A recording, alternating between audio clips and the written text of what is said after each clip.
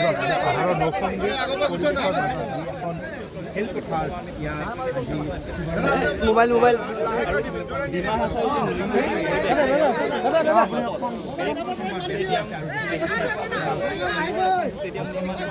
আৰু মুখ্যমন্ত্ৰী ইতিমধ্যে দেখিবলৈ পোৱা গৈছে যে বেট খোৱা পৰিলক্ষিত হৈছে আমি খেতি চাংক পোনপটীয়াকৈ দেখাই যোৱা বেট ধৰি তেওঁ উদ্বোধন কৰিছে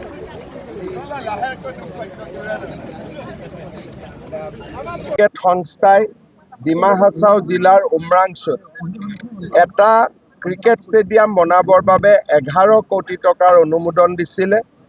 আজি সেই 11 কোটি টকাৰ ব্যয়েৰে সুন্দৰ এখন ষ্টেডিয়াম নিৰ্মাণ হৈ উঠিছে।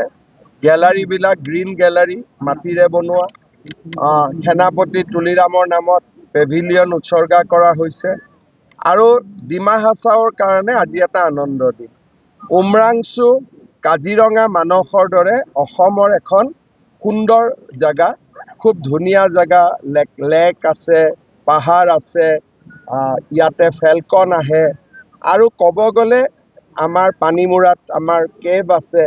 ইমান ধুনীয়া জেগা অসমত আছে আৰু ইয়াত যদি আমি ক্ৰিকেট ষ্টেডিয়াম হয়, ভাল ক্ৰিকেট মেটচ পাতোঁ, ই এখন টুৰিজিম ডেষ্টিনেশ্যনলৈকে ৰূপান্তৰ হ'ব।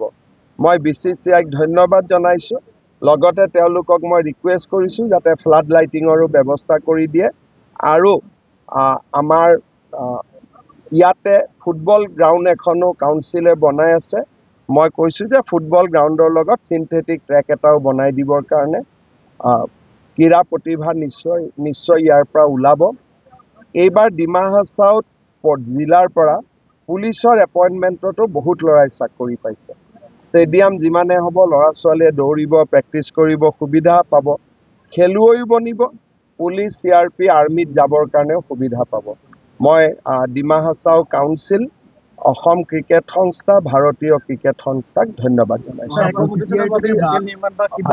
এইটো এটা প্ৰাকৃতিক পৰিৱেশ। আমি বহুত বেছি হোটেল বনোৱাতকৈ হোম ষ্টেক প্ৰমোট কৰিব লাগে। কাৰণ যদি ইয়াতো পলিউশ্যন, লেতেৰা আৱৰ্জনা আহি যায়, জেগাটো বেয়া হৈ যাব। এখন আমাক ডাঙৰ হোটেল লাগে, কিন্তু বাকী আমি যিমানে হোম ষ্টেক প্ৰমোট কৰিম সিমানেই মানুহে কাম পাব।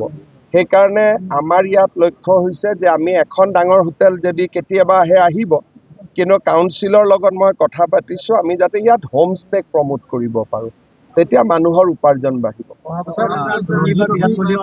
ইয়াতে মই কৈছোঁ যে আমি ইয়াতে এখন এক্সিবিশ্যন মেটচ কৰিম, ইণ্ডিয়াৰ ডাঙৰ ক্ৰিকেট প্লেয়াৰ আনিম আৰু তেওঁলোকে ৰাতি ইয়াত থাকিলে আমাৰ উমৰাংচুখনো প্ৰমোট হৈ যাব। ৰঞ্জিত ট্ৰফি অনাতটো ইমান অসুবিধা নাই, এইটোতো আমাৰ ঘৰৰে কথা। দেৱজিৎ শইকীয়া যিহেতু BCCI ছেক্ৰেটাৰী, গতিকে তেওঁ নিশ্চয় কৰিব পাৰিব, কিন্তু এইটো যিহেতু ক্ৰিকেট সংস্থাৰ বিষয়, সেইকাৰণে মই ক'ব খোজা নাই। ফিজিকেল এডুকেশ্যন বিষয়ত ডিগ্ৰী পাঠ্যক্ৰমৰ কাৰণে অসম তথা উত্তৰ পূৰ্বাঞ্চলৰ প্ৰথমখন শিক্ষানুষ্ঠান অভিৰুচি ইনষ্টিটিউট অৱ ফিজিকেল এডুকেশ্যন।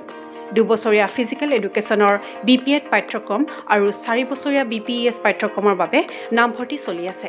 বিতংকৈ জানিবৰ বাবে আজিয়েই যোগাযোগ কৰক। যোগাযোগৰ নম্বৰসমূহ হৈছে 9435100098, 700222 33540, 88765210998, ৱেবছাইট www.aipguwahati.in।